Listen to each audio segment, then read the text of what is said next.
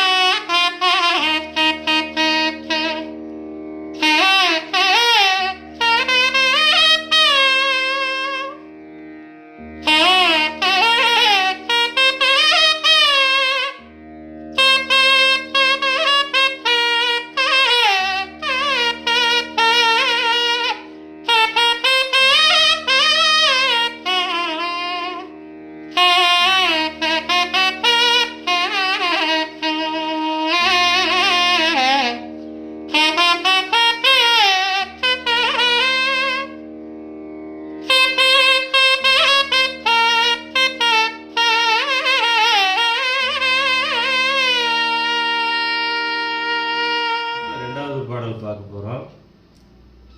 இது பார்த்தீங்கன்னா படம் வந்து உதய நிலாங்கிற படத்திலிருந்து பாடும் நிலாவேங்கிற பாடல். இந்த பாட்டுக்கு இளையராஜா தான் மியூசிக் பண்ணியிருக்கிறாங்க. மேத்தா ஐயா அவங்க இந்த பாடல் எழுதியிருக்கிறாங்க. ஜானகி அம்மாவும் எஸ்பி சார் இந்த பாடல் பாடியிருக்கிறாங்க. இதுலேயுமே பார்த்தீங்கன்னா இளையராஜா சார் வந்து ரொம்ப வித்தியாசம் பண்ணி பாட்டெல்லாம் இந்த ராகத்தில் மிஸ்ர சிவரஞ்சனி எவ்வளவு தூரம் இந்த பாட்டில் கொண்டு வர முடியுமோ அவ்வளவு இனிமையான பாடல்களை கொண்டு வந்திருக்காரு. இந்த பாட்டு பார்த்தீங்கன்னா சின்ன சின்ன சுரங்களை கூட இதை அழகாக இளையராஜா சார் பண்ணியிருப்பாங்க.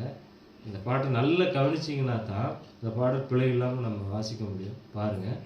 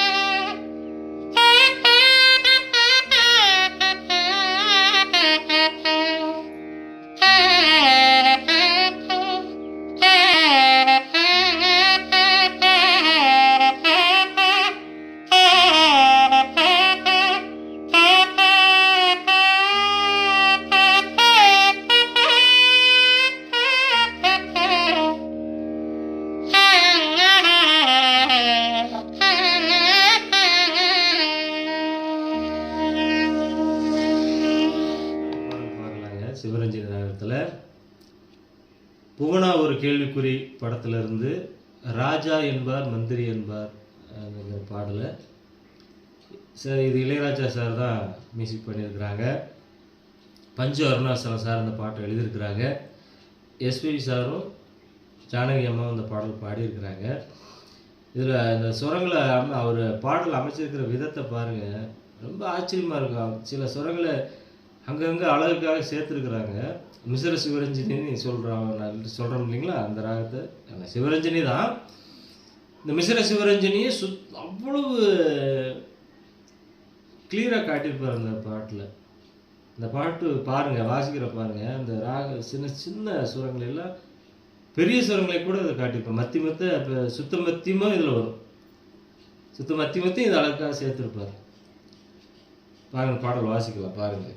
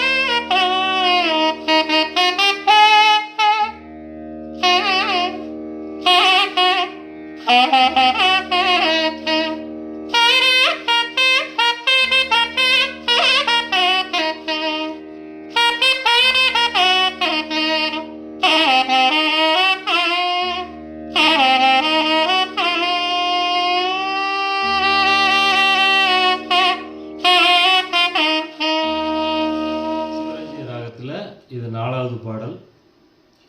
இங்கேயும் ஒரு கங்கைங்கிற படத்திலிருந்து சோலை புஷ்பங்களைங்கிற பாடல். இது இளையராஜா ஐயா தான் மியூசிக் பண்ணியிருக்கிறாங்க. வைரமுத்து சார் அந்த பாடல் எழுதியிருக்கிறாங்க. பி சுசீலா அம்மாவும் கங்கை அமரன் அந்த பாடல் பாடியிருக்கிறாங்க. இந்த பாட்டை இப்போ பார்க்கலாம்.